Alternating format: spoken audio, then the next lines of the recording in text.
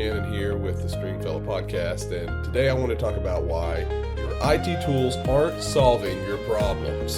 So, I'm an IT guy. I've been doing IT for about 21 years now. Ran an MSP for 17 years, and I'll tell you, I'm the world's worst at this, at just getting excited about new, shiny tools. But I hate to tell you, the tools are not going to solve the problem. Your strategy is going to solve the problem. That's going to be the thing that actually helps move the needle, as it were. So what do I even mean by that? Like, what does it mean to, throw tools at a problem? I know that's kind of the way a lot of people think, especially technical people, where, they have a problem. Let's just say you have a problem, right? Oh no, we're starting to get, notices that there's viruses going around or that there's potential security problems. And what do we need to do? Well, let's buy a new antivirus product, or let's implement MFA, right? Let's roll out MFA. So you start getting a code on your phone. So you just throw a tool at the problem. And at face value, that probably sounds like it's a good idea, and it's not a terrible idea. You should probably have MFA. But what I mean is that these are all little tactics. These are all little pieces of a puzzle.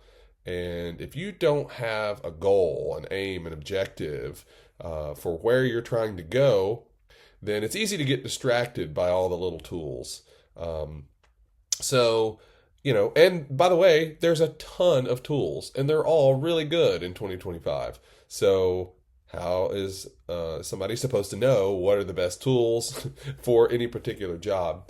So, again, pull back, look at the big picture, think about where you're trying to go, what your strategy is, and, shoot from there. So, yeah, maybe you want to roll out MFA, but what does that mean? You roll out MFA, okay, fantastic, and you've got MFA at your organization. Is that even the best opportunity for security?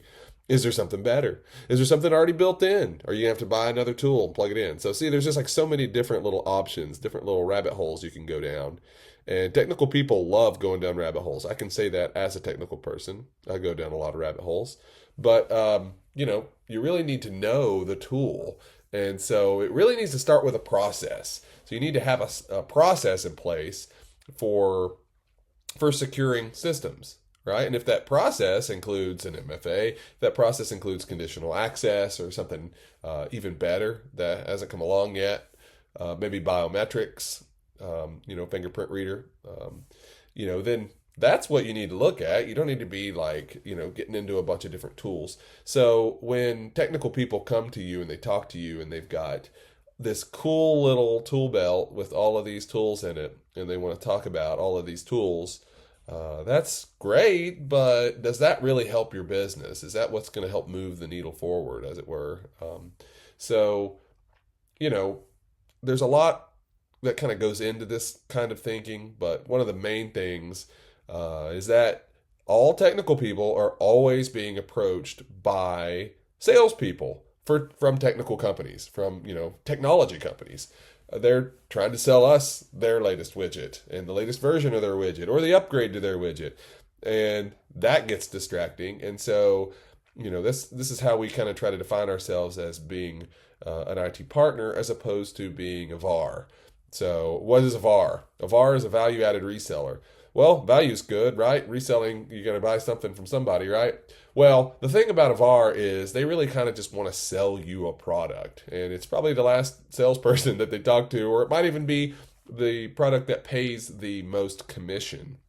It might not have anything to do with your needs as a business owner. Might not have any needs as far as to your employees or your workflows or what systems you're using now. It's just a bolt-on, right? And it's a bolt-on that pays them a good commission. So you don't care about that as a business owner. You're not trying to get them the best commission that they can get. You're trying to find the best tools to help you move your business strategy forward, not necessarily your technology strategy. So so there's just an overload of tools, and salespeople are always trying to approach technology folks and get us to sell their widgets. I get emails daily, tons of emails for all kinds of cool new stuff, and I'll be honest, it is pretty sweet, but got to stay focused. The other thing that kind of the other kind of background problem with this is that there is sort of a reactive kind of approach to doing IT as opposed to proactive. So if you ever have gotten into that, kind of paradigm shift there, a lot of business people just kind of sit around and they're like in fight and flight mode, right? And so it's like fight or flight mode. So it's like, what are they, what are we going to do right now? What's the latest crisis we have to solve, right? And that's not a great place for a business owner or a manager to be. It's not a great place for anybody to be. It's really kind of a scary place. That's what gets people into this line of thinking of, well, can it be 5 o'clock any sooner? Because they're literally just putting out fires all day long. And of course, technology people can be the same way. We're always having problems presented to us, and we're always solving problems. But there's something to be said for thinking proactively about your technology and trying to have responses to things as opposed to reactions to things, and looking down the road and trying to think about where are we going and how can we align with that, with that goal. How can we use technology to get there? So, of course, me being a tech person, I think tech tools are cool and they help businesses.